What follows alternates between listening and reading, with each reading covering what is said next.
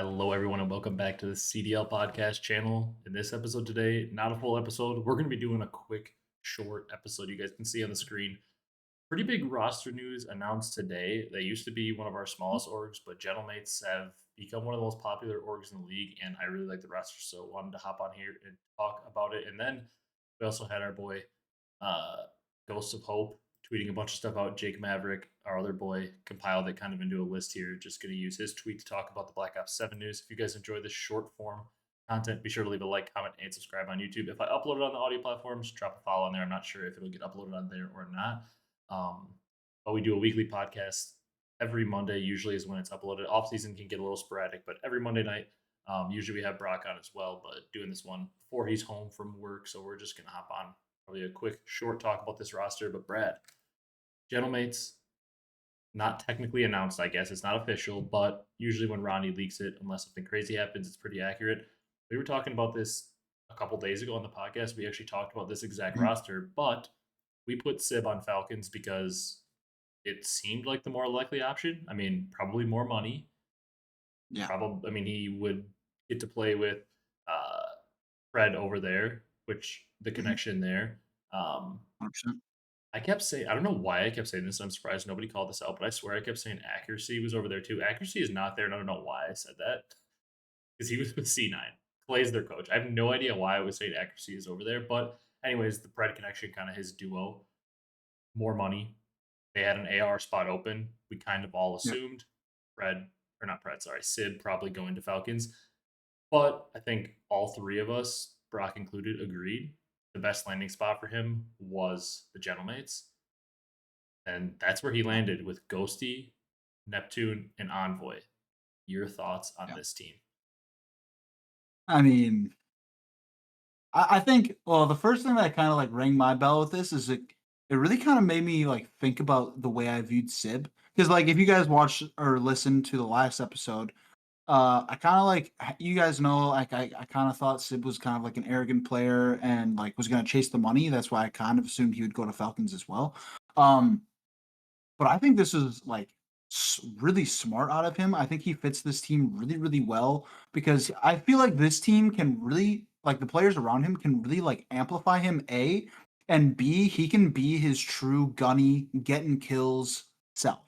And I think maybe this kind of makes me think about maybe he does care about winning a lot more than I gave him credit for because I truly think that he'll have a lot more opportunities to win on this roster than he would have on the Falcons roster.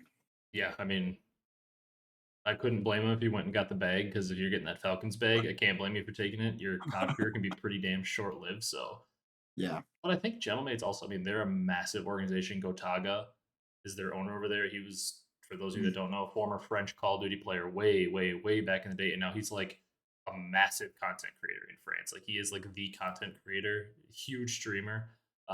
So has a lot of pull over there. So he has so many fans in Europe and especially France. So like that's why when you saw at the events, like when they had the event in Spain, it was just completely filled with Gentlemates Oh fans my, yeah. and like online, even when they were like losing every match, you see like tweets like, "Oh, like it's okay, like you'll get them next time." Like they were always supporting, even though they were losing every match. And it's like Yeah. COD fans aren't like that. Normally, COD fans, Right. you could have won 7 matches in a row and you lose one. They're like, "Drop everyone. This team is terrible. You all suck." Mhm. Um, so that was interesting to see, um, like that everybody supported them throughout the year. So I think they're gonna have a lot more to support this year because I think that this team is actually really good. I Um, agree. I think it just fits together. Like you've got Envoy, who is kind of like your do it all sub. He can do the dirty work. He's your Mhm. vet. He can shot call on S&D. You got Ghosty, who's also an IGL type, really good comms, really solid, steady AR. You got Neptune, kind of your rogue player, can just go on crazy sprees, really do everything for the team. And then Sib, kind of the same thing in an AR form, like a pretty Mhm. heavy slay heavy player. And what I like about this team, some people are saying Nasty should have been the pick for this team. I can see the argument for Nasty as well. I just think Yeah. like if they get nasty, I could see them having slaying lapses. Maybe it would still be a really 100%. good team. If they had Nasty, I would still love this team. Nasty's a really good player, but Mhm. I think in order to compete with the rumored thieves roster, the Optic roster, like I think Sib is going to help a lot because we've seen in big moments. I mean, in Champs final against Optic, he was shooting. and Yeah. MW3. Like, I think we're gonna see Sib really excel, and like this team's slaying power is a lot better with Sib, and I think they're gonna need that. Mhm. Like, they could win and beat all the teams below them with Nasty, but I think that extra just 100%. slaying punch from Sib is really gonna Yeah. help. And I mean, all the rosters to shake out. We have to see all of them, but this is potentially a top four roster. I mean, like you've obviously got Optic and the rumored thieves rosters are going to be for sure Mhm. like top two, at least for now. Like based on leaks, we're thinking those guys could be top two. Um, but like I think there's a world where this team is like the third best team. FaZe is looking pretty good too. The Ultra team, I like them a lot. But there's a world where this is like a top three, top four, top five team. Yeah. Yeah, I also think, like, in comparison to Nasty, I think that Sid brings a higher floor, but I also think he has a much higher Sid has a much higher ceiling as well. So overall, I think personally that they got the better player, but I also think just like with the way the roster is set up, like there's no like I hope Neptune is as good as he was last year, but I mean you never know, he might have a little bit of a slump or whatever, just like every COD player. But I truly think that like Sib will bring a lot more consistent slaying to that team, and I think he fits perfectly. Yeah, I think he fits really well too. I don't think you can go wrong with Nasty. Mhm. But yeah, I mean, yeah, I don't think you can go wrong with Nasty. But I like the Sid pickup. I think this roster is going to be a top five team, and I'm really excited because I hope they are really good. Because with the fan base they have, they're like Mhm. the one fan base that can rival Optic because they Right. have like all of France and like a lot of European fans. So they're like the one fan base that can rival Optic. So like them being good is Right. just great for the league because like obviously 100%. I'm not saying this is going to happen right now, but like if there was an Optic versus Gentlemates final, viewership would be insane because the Gentlemates Insane. fans, like they had, I remember when Brock and I early in the year, I think it was before you were on the pod, but like Brock and I would always look at like after majors, they'd be like, oh, here are the most watched matches.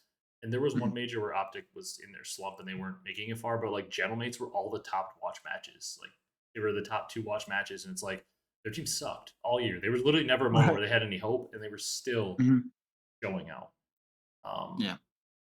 I guess quickly, the other thing I saw today, this is a potential rumored roster. I don't have the tweet here. I don't know where it went, but uh, there was a rumor roster that Kismet is the fourth for Falcons now. So like Kismet Really? and Pred on the subs with Exnit and Mhm. Celium on the ARs. Again, like I don't know, the whole Celium Pred like Exnit thing, I think they might have lost out on Sid because they had Exnit. Like Exnit is a solid player and I get what they're trying to do, keeping Right. from their region, they're trying to keep him in there, but like I don't think he's necessarily maybe a winning player, at least not right now. Maybe he can develop into that, but I think people were kind of viewing him as like a downgrade to a lot of the teammates they could have gotten. Although I do Right. love the Kismet pickup of all the players that were left because we said it a couple days Yeah. ago. A couple days ago, Kismet is like the best superstar enabler there is, one of them.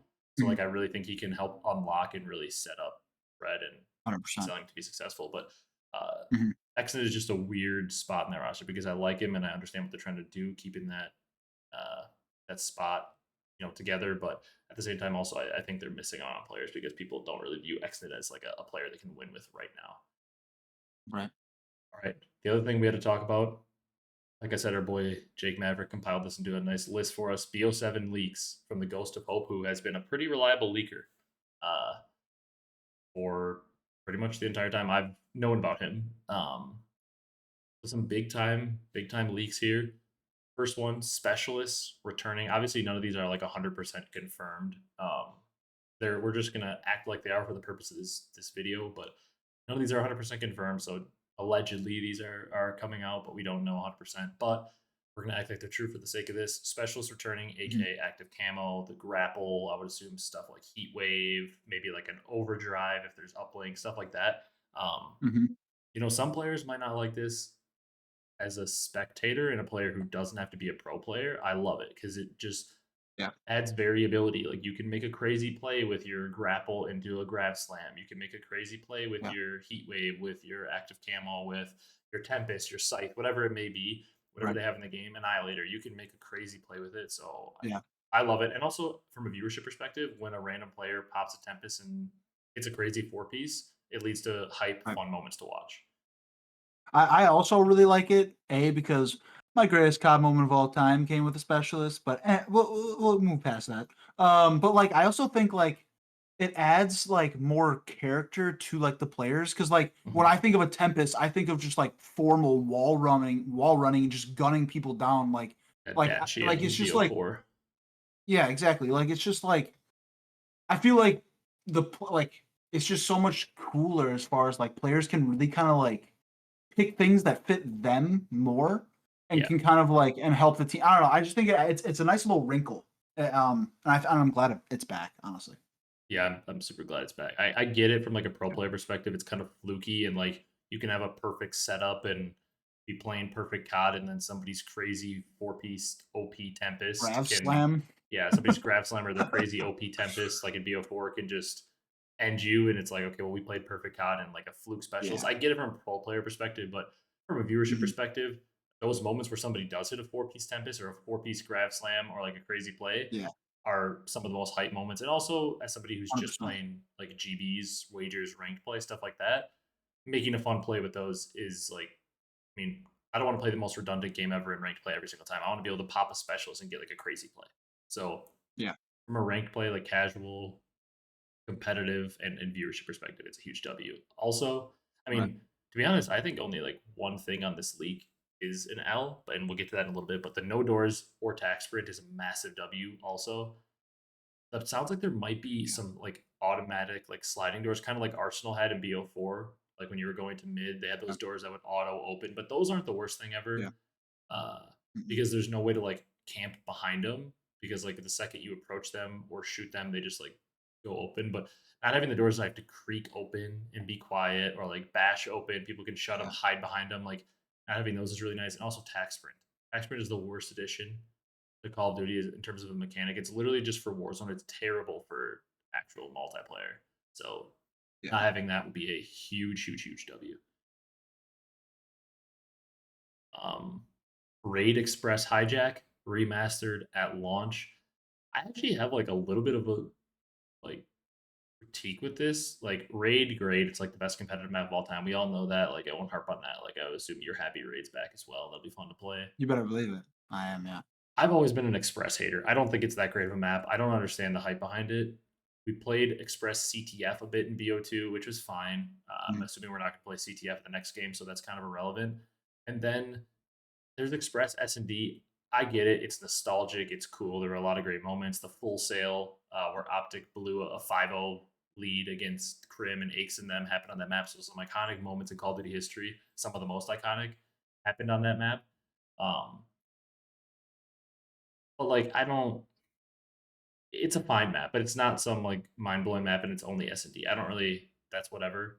And Hijacked we used as a hardpoint map for a little bit in BO2, and then it Yeah. was taken out of the rotation. So like in terms of the competitive, like those are cool. Express, Hijack, Raid, like anytime you're throwing in some of the best maps of all time, it's cool. But like from a competitive perspective, we could really only use Raid, and then Express, S&D, and Yeah. probably not use Hijacked. So like Yeah.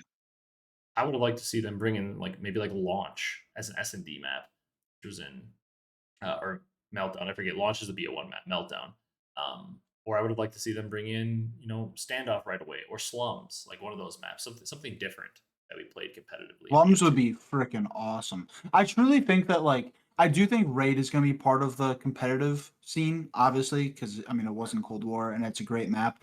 But I feel like the other two are just kind of like are just going to be multiplayer maps. Yeah, they'll just be And I feel like it's CODs, maybe just Express S&D. that right, and I feel like it's just kind of a way for like kind of getting the older players kind of getting more excited for this because they know those maps or like you Mhm. said nostalgic about those maps. I feel like it's more of like that kind of like oh like we're bringing these maps back, come play, come keep checking this game out kind of thing. Yeah, it definitely is like something that people like nostalgia factor. But I Yeah. hope they bring back a few more maps, and I hope they make some damn good original maps because it's been way too long. Yeah. Um, Yeah. we can Oof. we can touch on that too. On his last point, Ghost of Football also tweeted that they're more colorful maps than BO6, which is always a good thing. Obviously, it's not like it doesn't technically affect the gameplay like the colors of the maps, but like if I'm playing on a really vibrant, colorful, futuristic looking map as compared to like a dull World War II map, like it's Yeah. more fun. Just when the map is vibrant and looks cool, it's more fun to play. Um, 100%. it's not like it's actually a big deal. Like if you make an incredible map that's World War II themed, it's still an incredible map. It's just like when it's just bright and vibey and like I don't feel like I'm in a depression era when playing the map. It's just more fun to play. Um, Yeah. the weekly challenges and events thing, like MW3, that's kind of whatever. Like we're talking about competitive stuff here. That's kind of irrelevant. That doesn't move me too much. And then the one negative thing I would say from this leak is the no pick 10. That's a huge negative for competitive. It looks like Gunsmith is back, which the whole Gunsmith thing wasn't as bad in Black Ops 6. The attachments there were a lot less, and they were a lot more like you know Straightforward. very forward and like self-explanatory. It's like okay, there's a grip and there's a quick draw, and like whatever it was, like they were Mhm. like whereas before it was like you had a million different grips that were named random things, and I had to read the statistics on it to see like just call it foregrip, so it reduces my recoil. Call it quick draw, so I know that I can ADS faster. Call it a stock, so I know I can ADS strafe faster. Like call it a fast mag, so I know I reload faster. An extended mag, so I know it's more bullets. Just like keep it simple. You don't need to call it some random name mag and then I have to figure out what it is. So the gunsmith Right. coming back's an L because pick 10 is the best system for competitive. It actually forces you to think. Whereas now it's like all you have to do on the first day of rank play is type into Twitter Black Ops 6 or next year Black Ops 7 AR ranked class.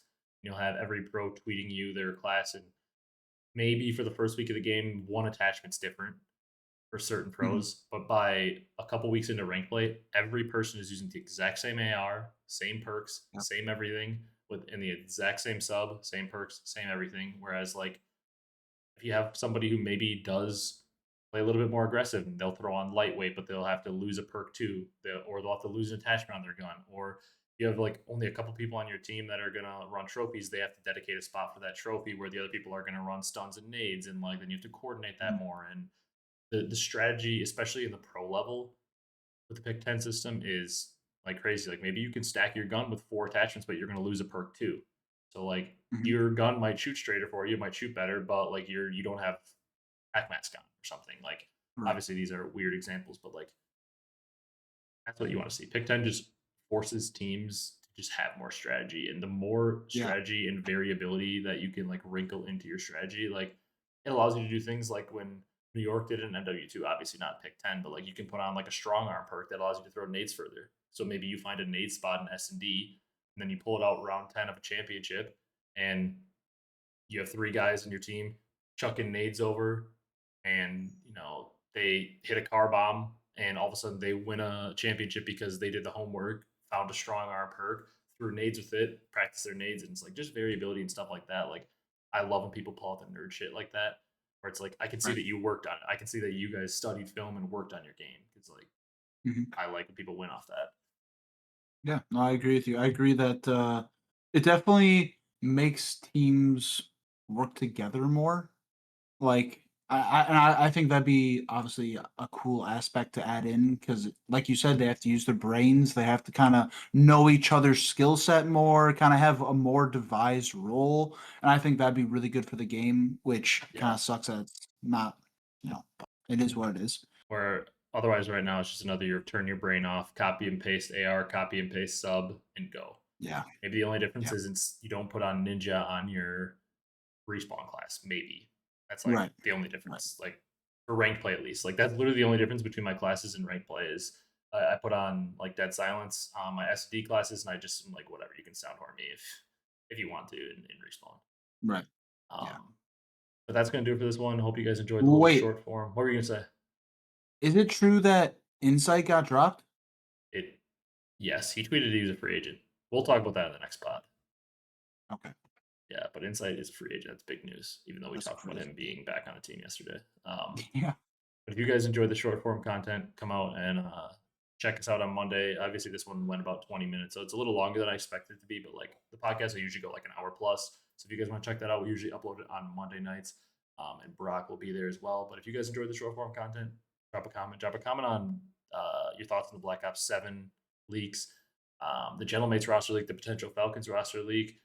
We're gonna save insight for next week, but thank you guys so much for watching, and we will see you next week on the podcast.